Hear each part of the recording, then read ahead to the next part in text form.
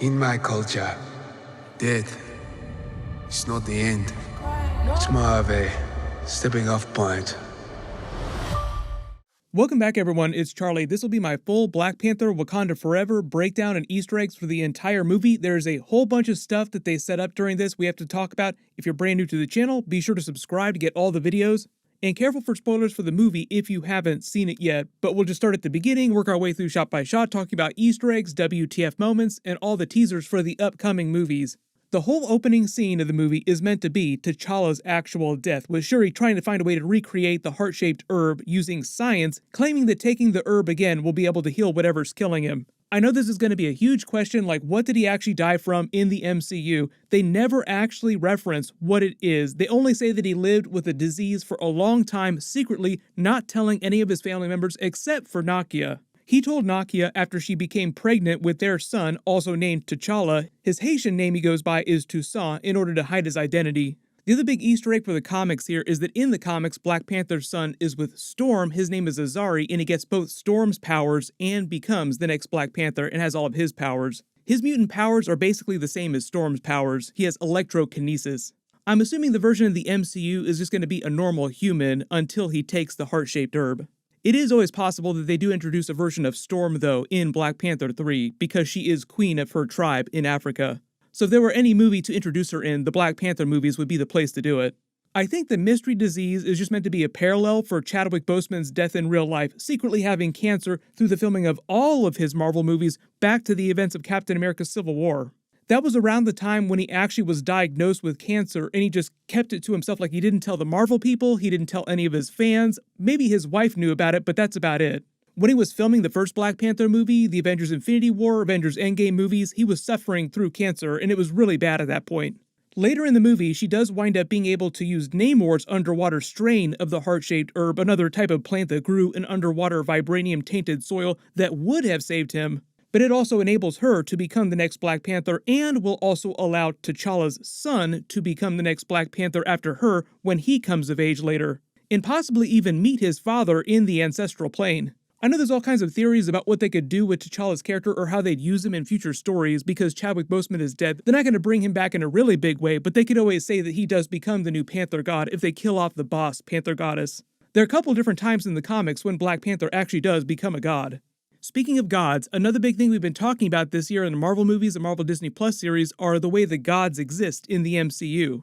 Thor Love and Thunder, Moon Knight, Doctor Strange, Multiverse of Madness. And one of the most surprising things to me in this opening scene was that we were learning, for the first time, that Shuri never really believed in Bast, the Panther Goddess. She never thought that she was real, because as a last resort, she finally prays to her, saying that I will finally believe in you if you help save my brother. But the thing is that us as the audience saw Bast in Thor Love and Thunder. We know that Bast is real. We've seen Thor. Thor is an actual god in the MCU, so we know that gods actually exist. So it was kind of weird to me that Shuri did not believe that gods exist. She also didn't believe her mother when she was talking about the ancestral plane. I've seen visions of your brother. She was talking about seeing T'Challa in the ancestral plane. Early in the movie, Shuri brushed that off, claiming that it was just a trick of her mother's mind, like, you weren't really seeing our brother. I think the point at which she starts to believe, though, is when she actually takes the new version of the heart-shaped herb and sees Killmonger. She travels to the ancestral plane like, oh, this is all real. One of the other big introductions during this intro scene is her new AI. It's actually voiced by Trevor Noah. You probably recognize the voice. Later, her mother even has an Ultron reference when she starts joking about the AI going rogue. Shuri's like, no, it's totally safe. It does whatever I tell it to do. But we know that's not totally true because we know all about Ultron, Avengers Age of Ultron. They never reference this plot point again during the movie, the AI itself going rogue, so they might just be setting up a future plot line that they'll pay off in some other movie. Maybe Black Panther 3, maybe something else. The whole idea that Shuri has too much faith in her technology, it's the same thing that happened to Iron Man during Avengers Age of Ultron. Too curious and too smart for your own good sometimes, like curiosity killed the cat, and that metaphor makes so much more sense now in the context of Black Panther because she is kind of like a cat. A really big, really stabby cat. But the whole movie is full of moments like this with like little beats that feel like they're setting up something really huge in the future that they never fully pay off by the end of the movie. Like, we're gonna take care of this in a future movie. During T'Challa's funeral at the beginning, the reason why they're wearing white, and why it seems kind of like a party for some of them, is because in a lot of cultures around the world they wear white to funerals instead of black, particularly that part of Africa. And the reason they're celebrating is because they're celebrating T'Challa's life, while mourning him at the same time. Like, through the process of mourning, they are celebrating his life. Thematically, the entire movie is written to be a wake for T'Challa, and Shuri learning to grieve him and then, per their customs, move on with the future. And for most of the movie, she can't do that. Like, she can't move on. The reason why they take T'Challa's body away in the ship is because inside Wakanda, they bury the previous kings inside the necropolis. They call it the City of the Dead. We saw it in the first movie. That's where they kept the heart-shaped herb before Killmonger burned it. Inside the necropolis, they have a very special place for the actual previous Black Panthers, the previous kings. They call it literally the Hall of Kings. Once young T'Challa comes of age, we'll probably see him in that place looking at his father's tomb. In the comics, Black Panther also gains the power to speak to the previous Black Panthers. It's kind of like Avatar the Airbender, where they can summon up the past lives and learn from their knowledge. They might wait till his son comes of age and becomes the next Black Panther before they pay off that plot point, though. They have the special tribute version of Marvel Studios' intro logo with just Chadwick Boseman. They did the same thing for Stan Lee after he passed away, like the Stan Lee version of the intro scene. The other difference with the Black Panther version is that it's totally silent. They don't play the Marvel fanfare like they did with Stan Lee. They have a 1-year time jump, so that means that T'Challa died about 2 years after Avengers Endgame, and the majority of the movie is meant to take place about 3 years after Avengers Endgame, around the same time as Ant-Man and the Wasp Quantumania, because there's an Easter egg for Scott Lang's book that we see during Ant-Man Quantumania. It's called Look Out for the Little Guy, and it's on one of the chyrons. They did the same thing during Spider-Man No Way Home with an Easter egg for Thor Love and Thunder. There was a reference to New Asgard during one of J. Jonah Jameson's Daily Bugle news broadcasts. At the United Nations, we learned the rest of the world is pissed off at Wakanda and they want their vibranium, their resources, because they're still kind of in rebuilding mode after Avengers Endgame. This becomes a big plot point for Val's character, and they'll probably pay it off during Captain America 4 New World Order and the Thunderbolts movie, because Val wants vibranium, and she very literally told Everett Ross, "I dream of the time when America controls all vibranium on the planet." Richard Schiff is playing the new Secretary of State. He took over for Thunderbolt Ross. He used to be the Secretary of State back during the events of Captain America Civil War. Which is why I think they wanted to recast Thunderbolt Ross with Harrison Ford and use him in a big way during Captain America 4, because he'll be a big part of that. We meet Anika for the first time. She's a member of the Midnight Angels. She's also from the comics. They debut in the movie with Shuri's new suits that she and Okoye wear. And if it wasn't clear, Anika is also meant to be Ayo's lover. Ayo also winds up becoming the new general, the new leader of the Dora Milaje, taking over for Okoye when she gets fired during the movie. We find out that the United States government essentially tricked Riri Williams' Ironheart character into creating a vibranium detector, which the United States has been using to try and find underwater vibranium. There's been a lot of theories about what's going on behind this. I think this is where we get to our Doctor Doom plot and Easter eggs in the MCU. In the movie, Riri Williams says she doesn't know anything about the US government being involved with her vibranium detector. She just created it because one of her MIT professors dared her to do it, and she just thought that she was doing it for a class assignment. They never reference the professor by name, but it's the professor who tricked her and then sold it to the US government. I think the professor is probably going to wind up being the leader. Some of you asked if Dr. Doom would wind up being the mystery professor, but I don't think that he would secretly be a professor at MIT. But here's the thing, Lake Bell in the movie is supposed to be playing a version of Lucia von Barda, who is like Dr. Doom's right-hand person from Latveria. In the movie, she's only credited as Dr. Graham, and they never reference her by name, but she's much too big of an actor and in such a seemingly small one-off role to be just a nobody. So I think the idea is that Dr. Doom is searching for vibranium, just like the Americans are, and he's using her as a plant inside the United States government. So it's sort of Dr. Doom pulling the strings from behind. So you have Val and Thunderbolt Ross trying to get their hands on vibranium, but really it's Dr. Doom playing them for fools, tooting his horn from the shadows, so to speak. They never mention him by name in the movie, but the whole world versus Wakanda plot over vibranium in the movie is them adapting some of the Doomwar storyline from the comics, where he literally invades Wakanda to steal their vibranium. Also, Shuri becoming the next Black Panther happened right after the Doomwar arc. So there are a lot of Dr. Doom Easter eggs happening in the movie, but nobody actually mentions him by name. It's always possible that he could come back and be a much bigger villain during Black Panther 3, or they'll probably use him in some other way in the MCU. There's rumors about more Easter eggs for him during the Ironheart series, because Ironheart Season 1 is meant to be all about the balance between magic and technology, and that is like core Doctor Doom, man of science, man of magic. But I don't think the Doctor Doom character is supposed to actually be in the Ironheart series. They're just slowly establishing him in the MCU, like you'll see Easter eggs for him in the background. And at the end of the movie, when Shuri tells Namor that she'll help protect his underwater vibranium from the rest of the world and Riri Williams isn't going to create any more vibranium detectors, it essentially means the United States, Doctor Doom, anyone else is out of luck for vibranium unless they invade Wakanda short term. Which I think they'll pay off with Val in the Thunderbolts trying to get vibranium in the Thunderbolts movie, maybe Captain America 4. I am sure once it gets to that, Bucky will have something to say about it. Like, there's no way Bucky would willingly want to invade Wakanda because he owes them so much. But I think that'll just be part of the drama, like the whole idea that they'll be forced to fight them and Bucky will have to go rogue. That's one of the reasons why Val told US Agent that she would need him, because she couldn't call on real Captain America, the Falcon version, for some of these things. Obviously, he wouldn't want to invade Wakanda, but US Agent wouldn't have a problem with that. We meet the MCU version of Atlanteans for the first time, but remember, some big changes about their backstory. Now they're based more on Mayan, Aztec culture, and their city isn't Atlantis, it's Talocan. They didn't change their backstory or Namor's backstory for rights reasons or anything like that. They just wanted it to feel like a real culture inside the world, like it could have happened the same way that a lot of the other Marvel stuff, and mostly so that it didn't feel like a copy of the Aquaman movie. Just like Bast, the Panther goddess, came to Bashanga and told him where to find the heart-shaped herb about 10,000 years ago, Namor's god came to his mother's people about 500 years ago and did the same thing for them with the underwater heart-shaped herb. We actually do see the god of Namor's people in Thor Love and Thunder. He's sitting right next to Bast, the god of Black Panther's people, or some of Black Panther's people. Not all of them worship the Panther goddess. For instance, M'Baku comes from the ape tribe. They worship the ape god. He even invokes his name during the movie, praying to him.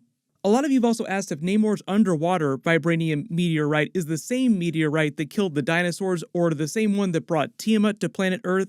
It's not the one that killed the dinosaurs because that one fell in the Gulf of Mexico, and Atlantis is supposed to be here in the Atlantic on Nick Fury's map, much closer to where Wakanda is. It is possible that this is part of the seed that brought Tiamat to planet Earth, like that's where the vibranium came from, and just pieces of it broke off and one went to Wakanda and one went to the Atlantic Ocean. Because Celestials in the comics do use vibranium to make their bodies. It changed their physiology to what it is now, but his mother was pregnant with him when she took it, and he was born a mutant, around the 1500s.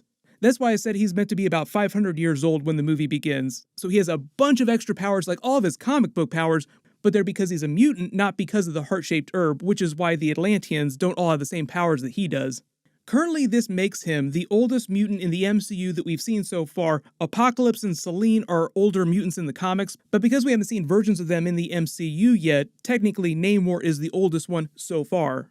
And essentially, he's a Mesoamerican Aztec Mayan version of comic book Namor. He also says his trademark catchphrase from the comics later in the movie, Imperius Rex. Loosely, it translates to Latin meaning Empire King. He uses it as his battle cry, kind of like Wakandans say Wakanda forever before they start attacking. He's got organic wings on his feet, he can fly. The way that he talks about it though, it's swimming through the sky. That's also the way they visualize his flying too. It looks like he's literally swimming through the sky. Just like in the comics, he's about as strong as the Hulk when he's in contact with water. That is a comic book thing. When he's not, he's still very strong, just not nearly as strong. All the regular citizens of Talocan are basically kind of like low-level super soldiers because their DNA has been changed by the heart-shaped herb. Like every single member of their culture is like a low-level super soldier. They're way stronger than normal, they heal faster, which is why they're so formidable against the Wakandans, which is why Namor says, "You cannot stand against my army." When they meet Namor for the first time at the beach, the shell that he gives them is also just another comic book reference. Don't toot the horn unless you mean business. Namor also tells them that his mother told him stories about Wakanda when he was young, almost 500 years ago. Just charting the timeline of Wakanda within the MCU, Bashanga, the first Black Panther, was born about 10,000 years ago, so Wakanda would have existed for a long time already by then. Inside the throne room, there's a cool Easter egg tribute to Chadwick Boseman in real life on the inscriptions around the pillars in the room. Decoded, they all say, "Rest in power, King T'Challa, our hero. It has been an honor, Wakanda forever." They bring back the Everett Ross character. He's listening to Red Hot Chili Peppers. He helps them rescue Riri Williams, and they use a lot of his storyline with Val to set up Thunderbolts in the Captain America 4 movie. We learned that he used to be married to Val, and when Okoye rescues him from prison at the end of the movie, that's more of a setup for Secret Invasion because Martin Freeman, Everett Ross, will be back in Secret Invasion working with Nick Fury, obviously as a fugitive now because he's still supposed to be in prison. We meet Riri Williams, who goes to MIT like Tony Stark, like Spider-Man was trying to get into MIT. In fact, because this happens a little bit after the events of Spider-Man No Way Home, MJ and Ned Leeds might actually be going here at this point. Obviously, because Riri Williams' Ironheart is so connected to Iron Man in the comics or origin story, there are a lot of Iron Man references and Easter eggs during her scenes. Shuri references Stark Tech a few times. Her Mark I is meant to be kind of like Iron Man's Mark I. You see her banging with the hammer the exact same way that he did. She even has her own version of the cave scene where they bust out of her garage like Iron Man busted out of the cave. Her first flight is meant to be similar to Iron Man's first flight in his Mark II, with the joke about the oxygen levels and the suit kind of conking out until it got close to falling to the ground. And at the end of the movie, Shuri winds up helping her build her Mark II suit out of vibranium, but makes her leave the suit in Wakanda when she goes back. The Ironheart series is meant to be a direct sequel to the events of Black Panther Wakanda Forever. She has her Mark III suit during that, and now we know why, because Shuri wouldn't let her take the vibranium suit with her. Inside her dorm room, the flag above her bed is the flag of Chicago in the United States. That's where she's from, and probably where most of the Ironheart series is going to take place. When Everett Ross finds Shuri's Kimoyo beads, Val reveals she bugged them because she knew about his connection with Wakanda and expected him to speak with them on the DL and wanted to play on that to see if she could get any more information. And it's just a way to show you that Val is way smarter and way more devious than she comes off because she's kind of a jokey character. When Ramonda fires Okoye as General the Dora Milaje, the real reason they had her do that, obviously, is to set up the Okoye Disney Plus series. They have to have a reason for her to leave Wakanda and the Dora Milaje. Also, she's going to continue being one of the Midnight Angels with Anika. You also notice that Ramonda says her entire family is gone, not dead, because she always knew this whole time about T'Challa's son, so even if Shuri had died during the movie, her entire family would not be dead, she'd have her grandson. When Shuri and Riri Williams are taken to Talocan, she makes a bunch of pop culture references, even Spider-Man would be proud of her. Princess Leia in Empire Strikes Back because she changed her clothes in Empire Strikes Back. Belle from Beauty and the Beast. The white chick from Indiana Jones is a reference to Raiders of the Lost Ark with Marion changing her clothes at the end of the movie. Like when someone is asked to change their clothes, something bad always follows. The underwater entrance to Talocan is also meant to be similar to the security methods that Wakanda has about getting through the shield. They have a special underwater current that they have to unleash first, which acts as sort of like a slipstream that they travel through that takes them to the actual city. And what they're looking at here is just the capital. The Empire itself is much bigger, but the giant orb that emits all that light, sort of like your makeshift sun that comes out, is made entirely of vibranium. When Namor explains his full backstory to Shuri, he explains his name Namor in the MCU version is meant to be a translation of his language meaning no love because he has no love for the surface dwellers. In the comics, the reason why his name is Namor is because it's just Roman spelled backwards. Then when Namor winds up flooding Wakanda, that's meant to be an adaptation of when he did it in the comics during the Phoenix arc. It was basically the same situation, like he just flooded the entire city, killing a whole bunch of people. After Namor kills Ramonda, Shuri uses the remnants of Namor's heart-shaped herb to recreate it using her lab and uses it to become the next Black Panther. Just like she became the next Black Panther after the Doomwar arc in the comics. Another big Doctor Doom connection. When she enters the ancestral plane, the reason why she winds up in the throne room is because she thought that she would see her mother, and that's the place where her mother died. The reason why it winds up being Killmonger is because of her desire for revenge against Namor. Like Killmonger says, inside your heart, subconsciously, you really wanted me. That's why you called to me. It also winds up proving the reality of the ancestral plane and all this mystical stuff that she didn't totally believe in before this. When she creates her version of the Black Panther suit, because it's so inspired by Killmonger, that's why it has all the gold all over it, like it's a combination of T'Challa's Black Panther suit and Killmonger's flashier Golden Jaguar suit. It's also why her suit seems so stabby looking. The mask has the same tribal markings on it that she has on her face, and it functions a lot like Iron Man's Avengers Infinity War and Avengers Endgame nanite armors. Like the suit just creates anything she needs at any given moment using vibranium nanites. The only difference from Iron Man's armors is that he didn't have vibranium. That's why she can automatically form the same sonic cannons around her hands like the fixed ones she wore in the first Black Panther movie, and when the armor isn't deployed like the full suit, it exists inside that golden necklace that she wears that you see at the end of the movie. T'Challa's and Killmonger's also came out of their necklaces too. When she returns to M'Baku and the rest of the elders in the new Black Panther suit, it's important to note that M'Baku is on the same page with Shuri and wants to help her, despite their initial disagreement over killing Namor and starting a never-ending war. Even though he's going to be king now, at the end of the movie, when he says Shuri will not be joining us today, it's because he and Shuri already worked out the details of how Wakanda would be managed going forward, so there's already like a very clear understanding between the two of them how this is going to work. He would take over the rulership of Wakanda day-to-day stuff, and she would just continue being Black Panther, working in her lab. At least until T'Challa's son comes of age and combines those two roles again, like the King of Wakanda and the Black Panther at the same time. We get the Namor Imperious Rex mention, and then Shuri sees a vision of her mother in the ancestral plane, finally, who urges her to show compassion, like show him who you really are.